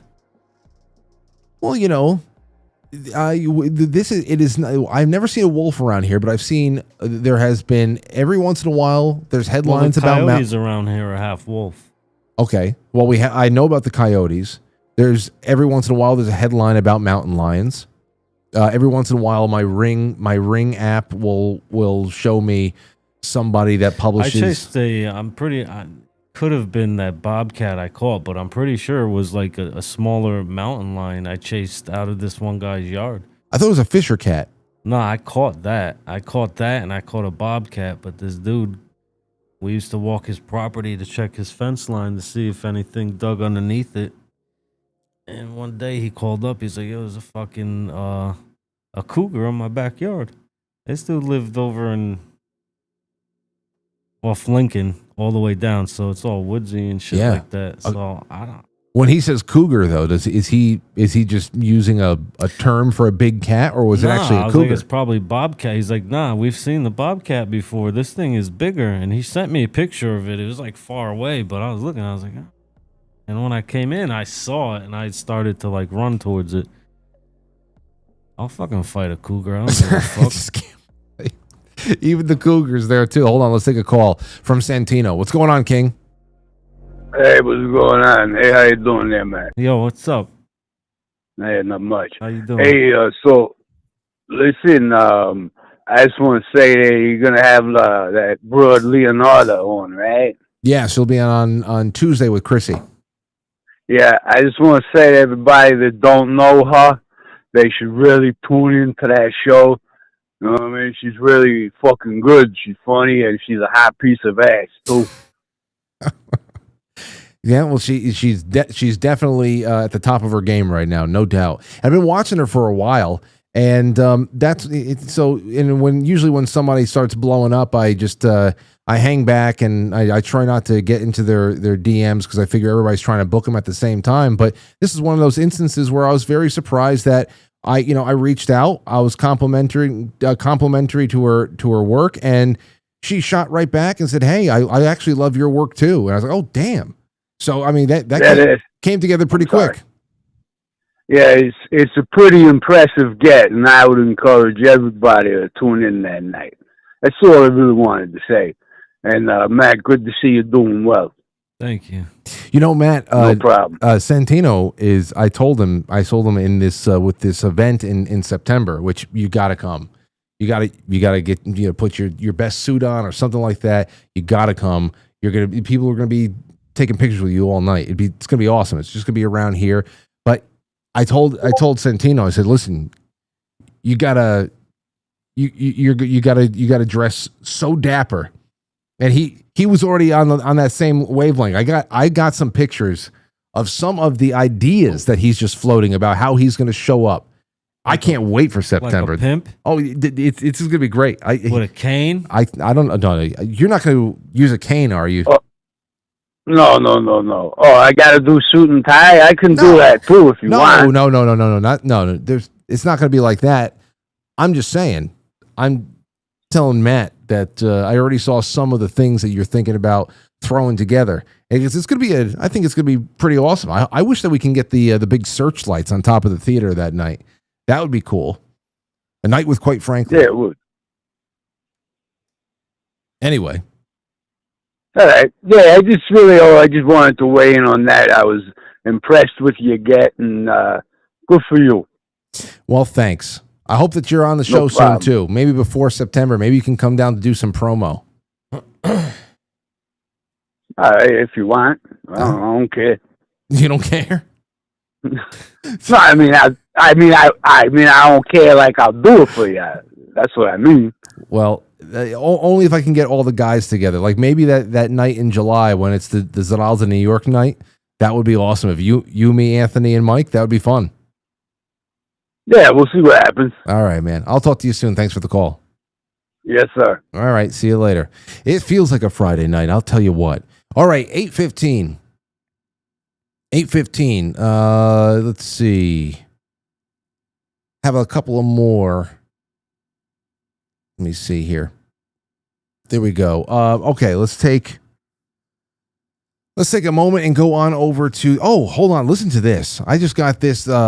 Actually, a couple of days ago. This is from a wonderful lady out there. Her name is Sherry, which is about my age, actually. Her birthday was on Wednesday of this week. She turned 43. Her name is Sherry, and she owns the Griswold County Store and Diner in Maine, in Solon, Maine. And listen to this little note that she sent me. Frank, I hope your anniversary in Maine was a lovely one for the books. Loving the cute Maine items that you're giving away tonight. I am packaging up a few items from Solon, Maine. Solon, Solon rhymes with colon. Okay, Solon. Solon. Named after the Athenian. Yes. Talked about Atlantis. Let's see here. Rhymes with colon for a potential radio shout out. Sorry, I didn't read that far ahead. Solon, Maine. For you to give away a giveaway from my store. We own Griswold's County Store and Diner, Country Store and Diner. It happens to be the only fuel station in the whole town. We just bought it a year ago, but it's named after Griswold's National Lampoon Vacation movies. It was established in 1993. We are just a lucky little family to be the most recent owners. Keep an eye out for some goodies. Well, happy birthday to you, Sherry. And I went to take a look at this, and I found some stuff. Let's see here. Griswold's County Store and Diner. There's a guy up in Lake George. Oh, you saw it, didn't you? When we drive through Lake George, and you saw it. He drives around in that the wagon. Look at that. Oh yeah, you yeah. Seen that? He has Aunt Edna up on the top and shit. Yeah, I've seen that. You've seen that guy. Parked on the side. side. Yeah. Look at this. That is a well buttered slice of toast. That's a nice omelet in between. Yeah. That is the way that I wish most diners buttered their toast. Yeah, I like that. My gosh, some people, they're so terrible it's at butter. double toasted too. I know. Yeah. Yeah, no, this is great. Where else? Let me see what it looks like. Where's the actual? Oh, we can, hold on, Google Earth. Here we go. Let's take a look. Well, there it is. There's Griswold's. I like little places like that along state routes or highways or whatever. Griswold's Country Store in Solon, Maine. I'll tell you what, ladies and gentlemen. If any of our friends in New England, especially in Maine, go over to Griswold's to get to gas up and to go in and have an omelet or something with the family, you better take a picture with Sherry. You send it to us. I don't care what the hell it is. I mean, I'll send you some stuff, but that is definitely going in the newsletter. I want somebody to get out to Griswold's Country Store and Diner, or more people. Let's do I won't be there because I just left Maine, but let's get a New England, Quite Frankly, meetup going at Griswold's Country Store and Diner. Everybody out, go up there, hang out, talk about the show, and take pictures with each other, and we will put that into a newsletter. That would be so awesome if we get a couple of hits on that. I'd like that a lot. All right, so you ready? You ready to watch some videos? Can you see this screen from over there, Matt? Yeah. Because that screen is not working yet. I have to get that ready for before next week kicks off. I don't know what the hell. Trying to do some screen casting tests in here. Okay, here we go. first things first, we got some videos to watch. All right, here we go. This is called worm grunting. Do you know what worm grunting is, Matt? Watch this. Worm grunting. Look at those worms. Woo!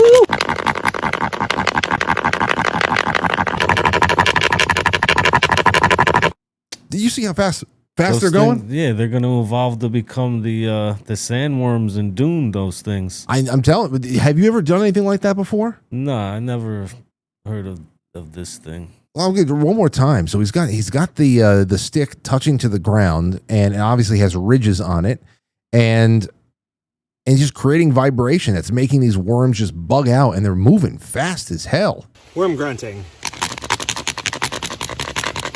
Look at that. Woo!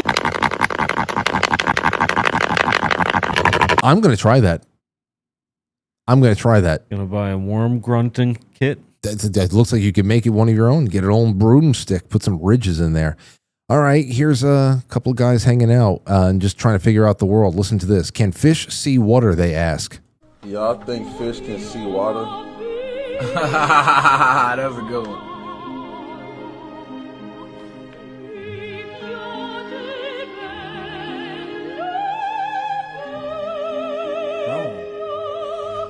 Because, hold on, because, you know, fish breathe water. Now we breathe air, they breathe water. Like, you know how, like, underwater we can't breathe? Fish can't breathe so it's out of opposite. Water. So that's a very solid question. Do they see, because we can't see air. But can a fish see air? Oh, shit! Hold on, B-Lo! Hold on! Hold on, Zeke, because think about it. We can see that shit. Because we can't breathe it. But can a fish come out of water and see air? Because they can't breathe air. Bro, you might be on to something, bro. I'm not going to lie to you. Now, that's something I'm curious about. You know what's crazy? This is actually how philosophy started. It's crazy. I mean, because this is you know, can a fish see water? I don't know. I love that. We've had so many nights like that ourselves. You know, we've had so many nights like that ourselves. Those are the best nights. If you can you can capture one of them on camera, good for you. That's a memory forever. Starting to figure out the world. Can fish see water? Can they see the air? Okay, listen to this guy. He's talking about Sherwin Williams. I feel like we don't talk enough about the Sherwin-Williams logo, the paint company. The Sherwin-Williams logo is a globe, Earth, and above it is a giant can of paint being poured out over the globe. It's almost completely engulfed, but it is blood red paint, and in the blood red paint it says cover the earth, and it has to be in that voice because it is the most cartoonishly evil logo that ever has been, and I can't believe it hasn't changed. I kind of love that it hasn't, but I think it's hilarious. We don't talk about it enough, so get the word out. I feel. Yeah, I know. You think about Sherwin-Williams when they got together and they started formulating the logo. They said, "Hey, how about we threaten the entire planet?" Yeah, I mean, that's pretty bold to have your logo be an outward threat. Well, there's still another logo that's considered more threatening. Yeah, there's one logo above all. Above all. Good old Uncle Al's, right? Anyway, let's go to the next one. Oh, okay. This one says test your phobia. Matt, this is an animal thing. It's all about birds. Why the hell does it says scariest? Look at this. That's a duckbill, bro. Yo, those things are cool, man. No. Watch the noise it makes. No, I know. We're going to watch it. Yo, those things are fucking awesome. I didn't even know I would chill with one of those. I didn't even notice that they had the scariest is spelled wrong. But still, these are the scariest bird sounds in the world. Take a listen to this. I hate that these. That thing is cool, man. That's weird. The shoe bill. The shoe bill. Look at this. If that thing walked through the door. That's a dinosaur, man. If that thing walked through the door and I was in the room, I don't know what I would do. I would run through a wall to get away from it. Nah, they're friendly. That looks just so imposing, man. It's like a bad dream. But you're right. Sounds like an AK-47. It's clapping its beak together. Listen.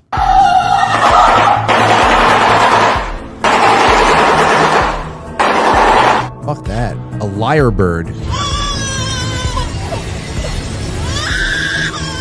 Sounds like a baby. Yeah.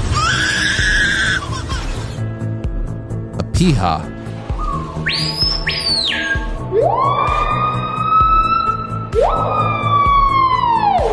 Wow. A cassowary.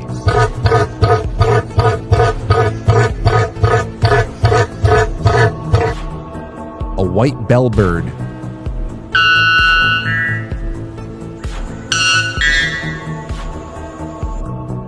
A loon.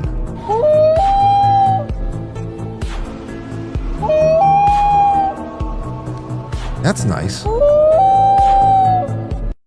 Well, the loon. Maybe if the At loon. night, it sounds creepy. If that started doing that in the middle of the night, perhaps. But the loon is the least of all the other ones. The shoe bill that's crazy. Just how most of the noise it's making is with the physical clapping of the beak. But that one that sounded like the crying baby is fucked up. They do a whole bunch of other calls too. The lyrebird, whatever the fuck it's called. Listen to this again.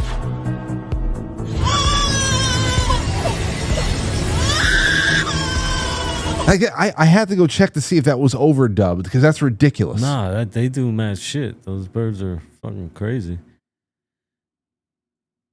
That's just nuts. Now the piha is whatever, but this cassowary thing is this is a nightmare. Looks like it's jacking off. Yeah, that thing will fuck you up. Yeah, no way. Nah, I'll beat the shit out of that thing. You'll beat the shit out of that thing. Yeah. But I could defeat all of these birds that you just showed. You know, let me ask you something about this. About these sounds. What the hell we were doing last night? Oh man, there's another. Never mind. It'll come to me. I'm not going to try to dig it up. But there is one thing I wanted to bring up here. This is just on the side. I was looking into local birds because there's so many nostalgic sounds, bird sounds that I hear this time of year that I think back. It just brings me right back to like when I was 5, 6, 7. Morning doves. Oh, morning doves. You know what's crazy? I never actually cared about understanding and looking into the birds that are around here. Blue jays and cardinals, mockingbirds, they're very easy to spot. You know, you have your crows, you have seagulls, whatever. Those things are easy to spot, but there's so many other birds around here that make so many sounds that really fill in the background of our childhoods. And I never really paid any attention to it. So suddenly I'm like, I want to know what the hell these birds are. And when we went up to Maine, another thing that I got a bird watching guide for all the birds in the Northeast. So Aurora and I are going to start matching these things up and learning them. But one of the things that I was able to figure out through a live stream I did on the back porch a couple of weeks ago was this black-capped chickadee. And this thing, man, because I was sitting back and I was asking people, it started doing its whistling. I said, guys, what the hell is that? Tell me what to search for that call right there, because that is one of the bird calls of my childhood, and I want to know what the hell it is. And maybe we could do a whole show on this, but especially because so many of you live in different regions of the country and the world, and you have different birds and all that. But this one right here, somebody said, "Oh, that's a chickadee," and I found this black-capped chickadee. And listen to this song. You know this. Listen.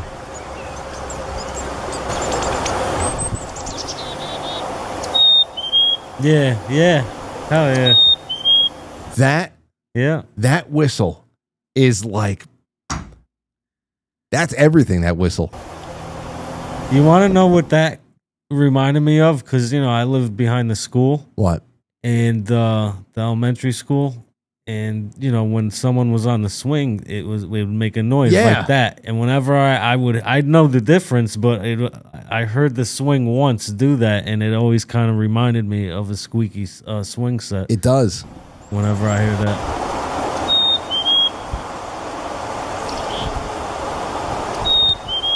God, I love that sound. I love that sound.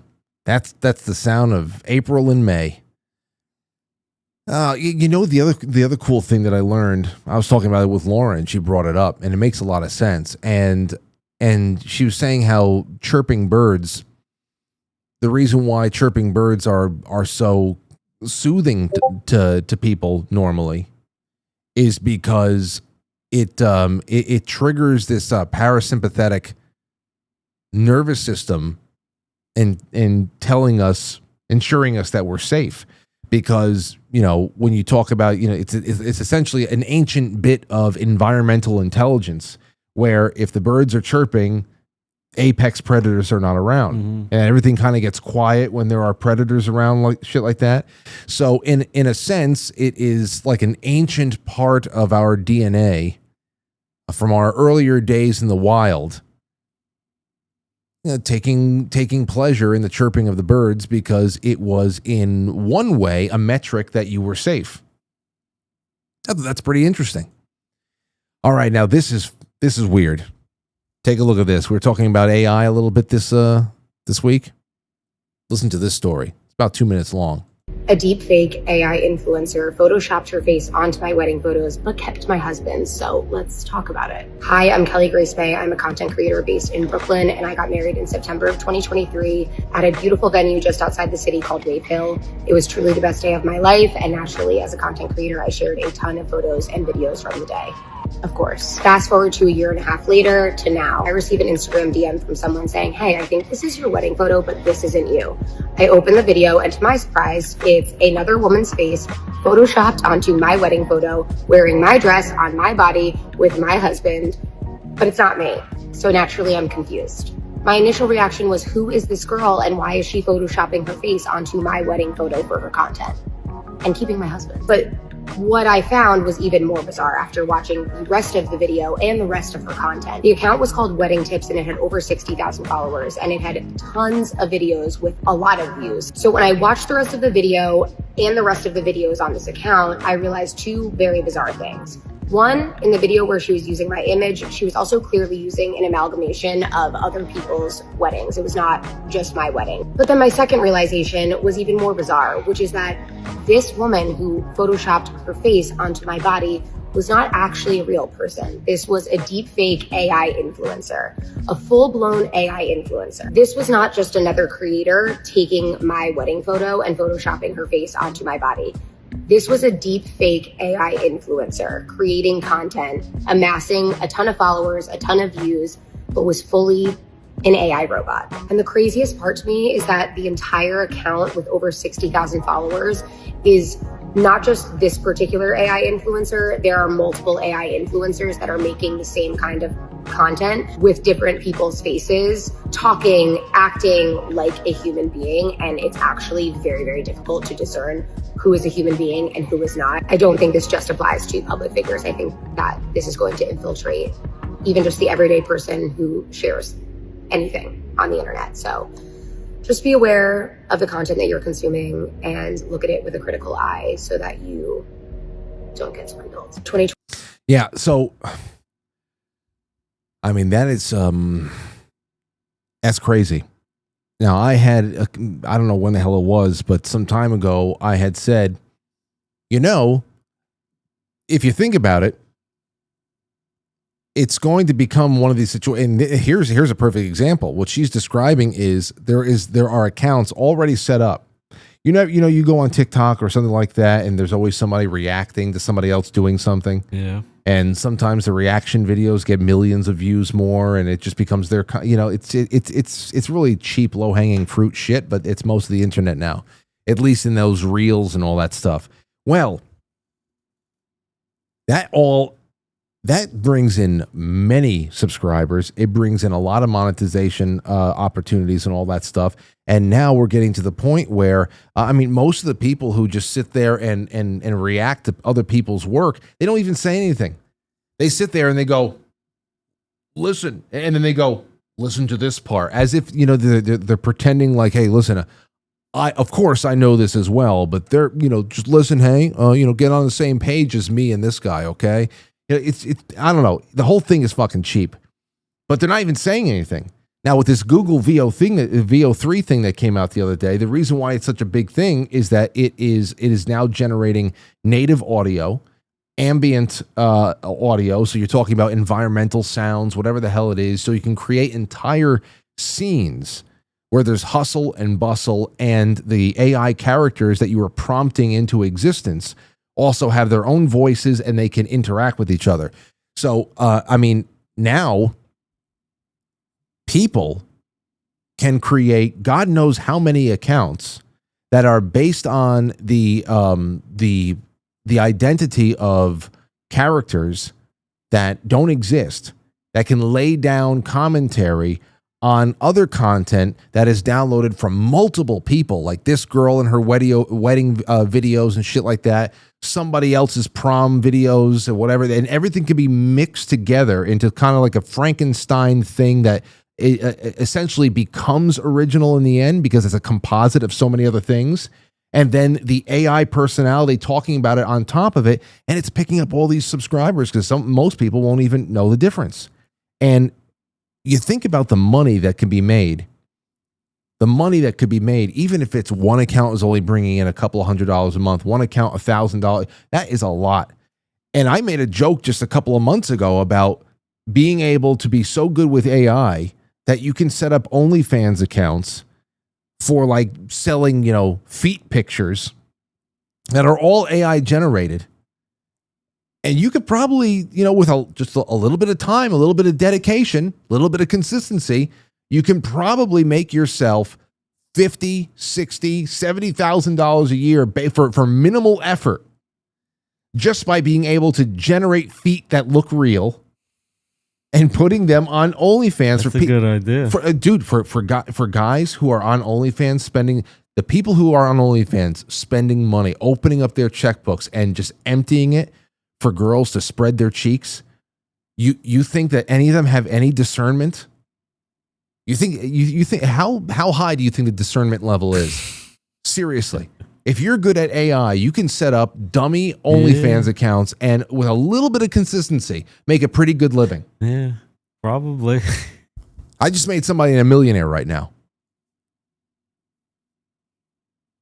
Anyway, let's see here. So let's just move on. Okay, now this one's crazy. Listen to this story. Y'all want to hear some shit to really blow y'all's mind this morning? So, as a side hustle, I dig graves and graveyards and cemeteries across Bowling Green and surrounding counties. Something didn't set right with me today. As I was digging, the guy that's the director of the graveyard walked up to me and he was like, we need to lift that casket up to get it even. So we put it on a tally and brought it back up. When we brought it back up, it come off even in a way, but it was crooked in the corner. So he's like, we got to lift it. So I lifted it, me and him together. But the weirdest thing was, it was really light. Like, extremely light. Like, and I'm not a big dude. So I was like, I told him, I was like, why is that so light? He was like, don't ask questions that you ain't ready for. Y'all, I'm freaked out. What are they doing with these bodies? I was just informed that if I don't take the video down about the body not being in the casket, then I'm going to get fired. My boss called me and told me that the video's causing distraction from the funeral homes and the cemeteries. And that also, you know, it could cause them people to look elsewhere. That being said, it could cost him money for less burials. And me as well. I knew when I posted that there was a possibility, you know, something would be said, but I never dreamed that I could maybe be fired. But honestly, I feel like that I'm going to leave the video up, and whatever comes out of it, comes out of it. They did wrong, not me. No matter what nobody says in the comment, no matter what nobody tells you.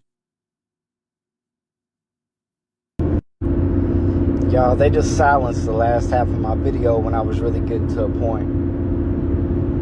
Like, literally right now, I'm going out of town because I don't feel safe. I'm on the interstate I'm probably going to get a hotel or something. I'm really shook. I don't know what to think.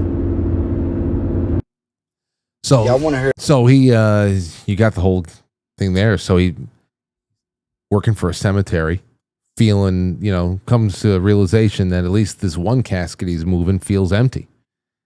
Don't ask questions that you don't want the answers to. And then take the video down. I mean, I listen, hey, I can understand why that's going to bring heat down on him professionally. Now, he already put everything out there. You tell me what you think about it. But here is one of the comments I had to screenshot from a mortician that was in the comment section.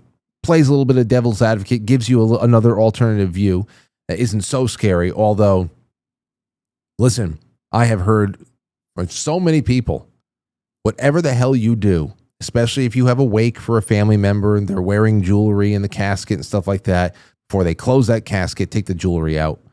Take anything that is of secular value out, because it just, I don't know. I just don't know. But here is a Dana Makepeace says, hey, I'm a mortician. I don't know the funeral homes that you work with, but I can tell you that saying don't ask questions that you don't want to answer to likely doesn't mean what you think. It could be a child. It could just be partial remains. It could be an urn in a casket. I have had this. It could also just be used as a time capsule for a body that was never found. Some of the stories are horrific, and you wouldn't even want to know. So don't assume that they're shady because they have tact and respect not to share personal details that you don't need to know. So I said that is very good to that. You know, that's a very good thing. That's a very good point to put out there. But then somebody underneath that said, hey, that's a great answer, but can you answer why that there's not one new cemetery ever made for at least the last 40 years? And I just don't know how anybody can say that. Because I know that Greenwood Cemetery has expanded acreage in over the last 15 years. As far as the establishing of new cemetery, I don't know how anybody can just say that. Then again, it's the internet. I mean, in the last 40 years, not one new cemetery has popped up anywhere. Anywhere. I mean, around here, I can't think of a new cemetery. But how would that even come to? I don't know. Like, you know, it's just like, what does that even have to do with this? The whole point is that the guy in the video is saying that I don't think that there are bodies in some of these coffins, and that perhaps bodies are being taken. And you know what? Could be. They could be. Krista, my producer, sent this to me not too long ago. Actually, she sent it to me today. This is from May 30th of this year. 21-year-old former flight attendant. 21-year-old former flight attendant has been arrested after authorities uncovered $3.3 million trafficking operation, not in cocaine or fentanyl, but in a new drug made from human bones. Oh, shit. You read that right, human bones. Officials say that the disturbing substance was being sold on the black market as an elite psychoactive drug, and the suspect played a major role in smuggling operation. Reports indicate this gruesome underground drug is created using chemically altered remains and has been circulating among global elite, raising new concerns about bioethics, organ trafficking, and just how far the powerful will go to chase a high. So, it's I'm sure there's a lot of people who have some stories out there. We'll hear about them someday. All right, here's another one. What do you think about that, Matt? Anything in particular? Does it freak you out? I don't know. What's the drug called? Oh, not that. I'm just talking about the video before that. Of the empty casket? Yeah. I mean, it could have been a kid. It could, You're right. But, I mean, usually casket is heavy already. So how light was it? I mean, some of them are cheap, depending on what the budget was. Some of them are cheap. I mean, the cheapest I saw when I was doing my duty back in December of 22 was somewhere around $1,500, and it was literally just a box. And but still, they can be outrageous and also extremely heavy. So yeah, let's see here. This okay. Well, look at this. Turn it off. Turn it off!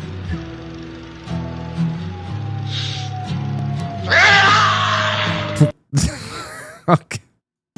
Listen, this the forcing of gay characters in television shows is no doubt. When I saw this, I laughed. I watched it a couple of times because it's just hilarious, dude.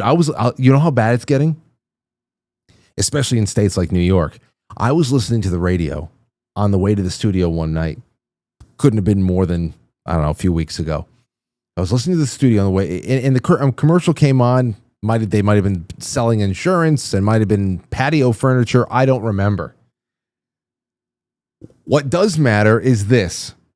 They forced in this lesbian testimonial, okay, for this product or service, but it's radio.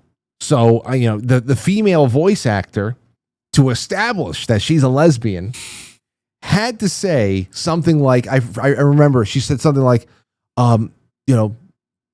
we tried this product. We got it for my wife. So you hear the female voice. She says, we got this product for my wife's mother, and she couldn't believe it.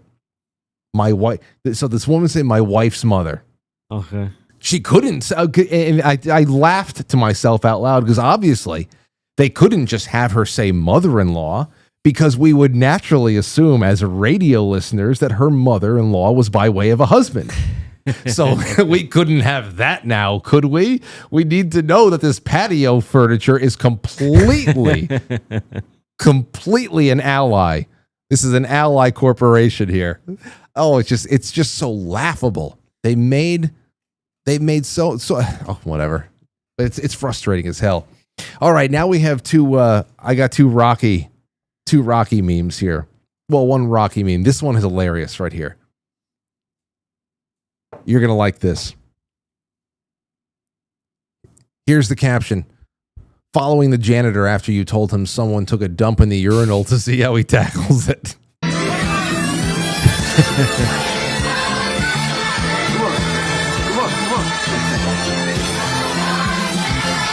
It's true.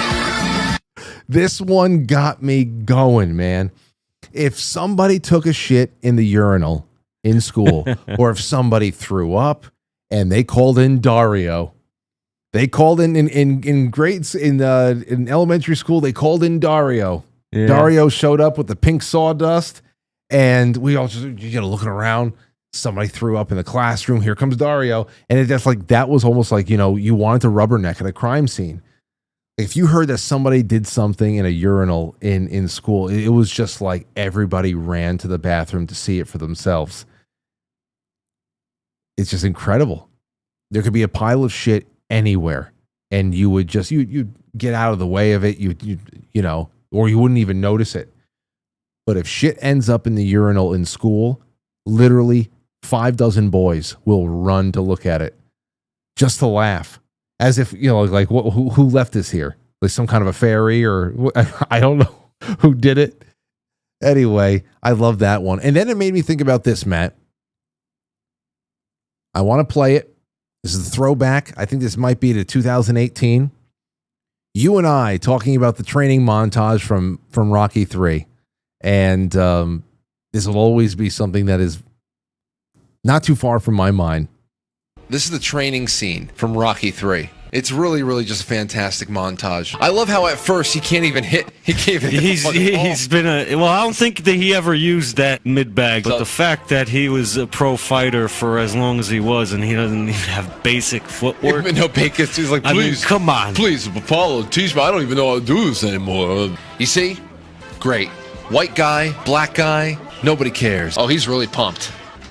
He's getting there. Look at that dude. He's in fucking great shape. Get it. Dude, that's not easy. Even if you know that, you know, Rocky and Apollo Creed, those guys are famous boxers in this universe. Okay?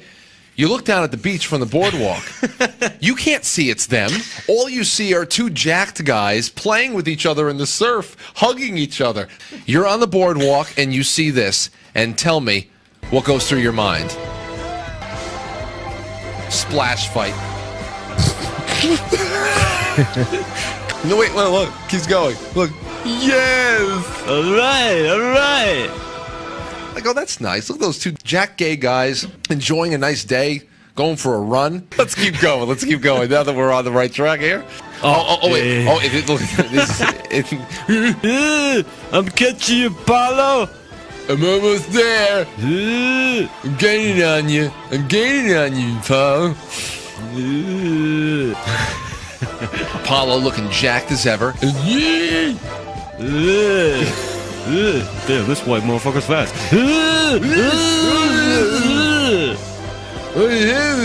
I'm determined. I love it. Look at that. Yeah, that's the best part of the movie, when they show the thighs like that. Just that definition. Look at those thighs. Matt, what do you think when you see those thighs? What do you want? I want thighs like Rocky. There you go. And then it got a little bit worse after that, but I cut that part out. So anyway, oh, you know, the years, they just come and go. What are you gonna do? Oh, here's one. This is hilarious. This for singing a chorus, a popular Kanye chorus. What chorus could that be, Matt? I don't know what. What are you talking about? A succulent Kanye chorus? What chorus line was he probably singing that he got arrested? I don't listen to new music.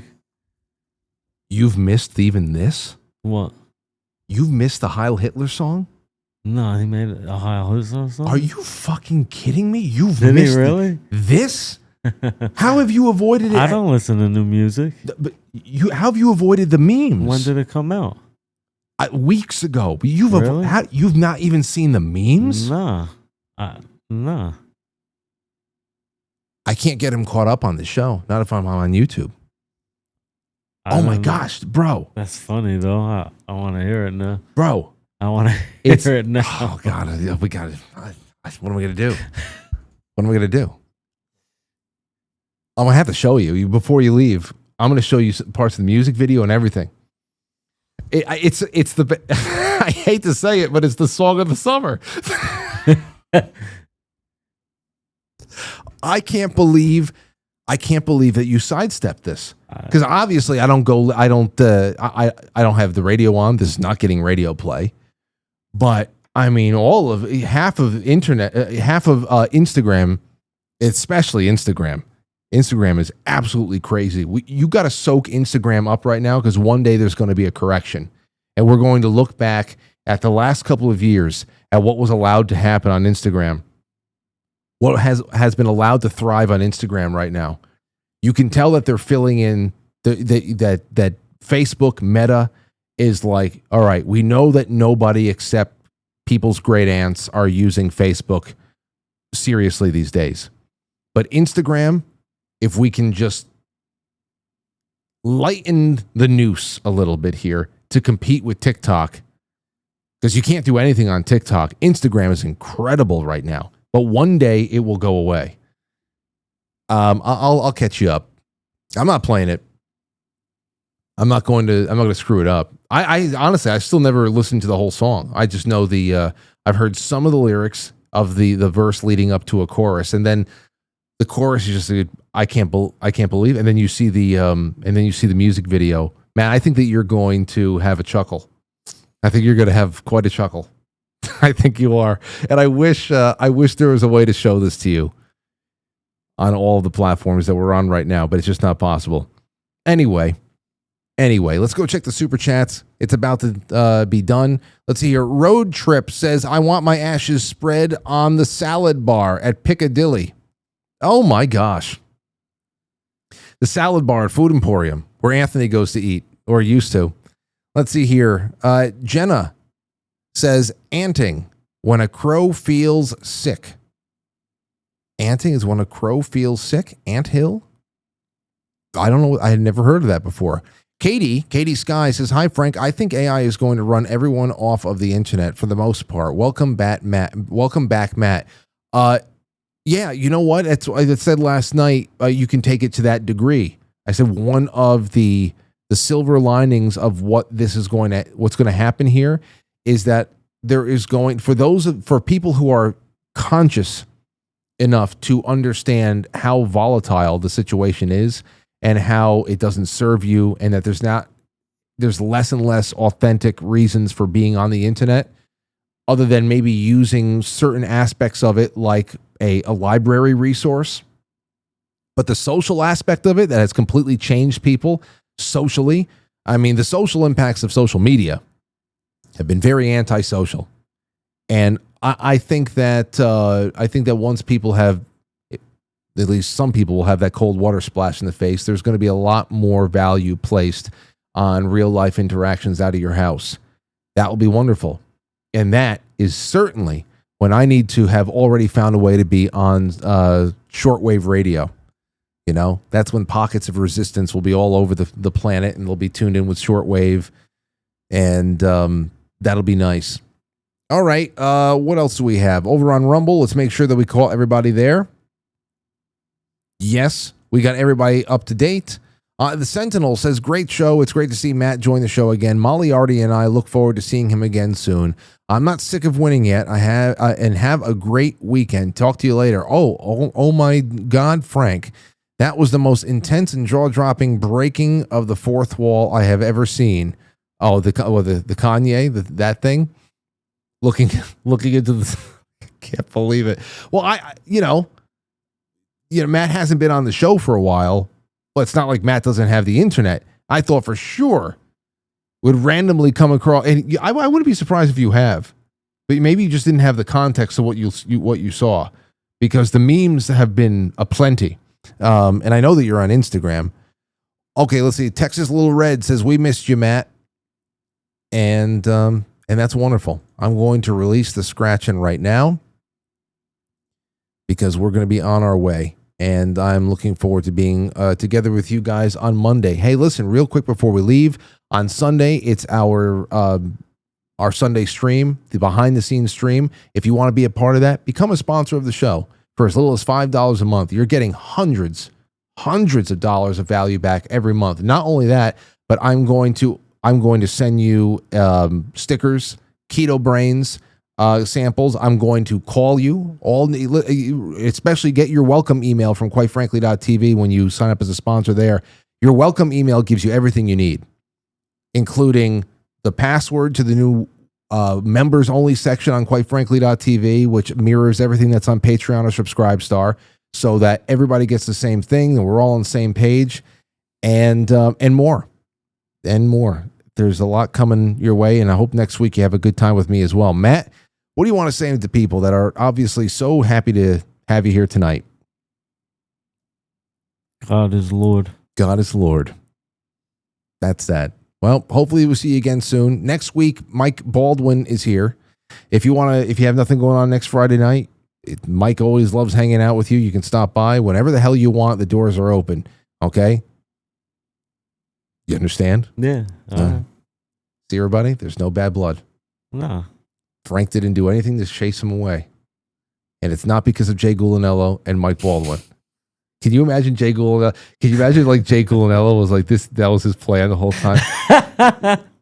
Yeah, right. Like he was like kind of in like reverse psychology ways, just trying to get me to push you away from the show. Well, people like Matt, but every now and then he needs a break. He says stuff like that, to try to encourage me to make you go away. Nah, he's cool. I like Jay. Yeah, Jay's the man. Anyway, we'll all be together again soon. You guys have yourself a good night. Watch Rocky this afternoon, this weekend. Enjoy yourselves, and we will see you again tomorrow on Monday. So good night, and thanks again. I'll catch you on the flip side.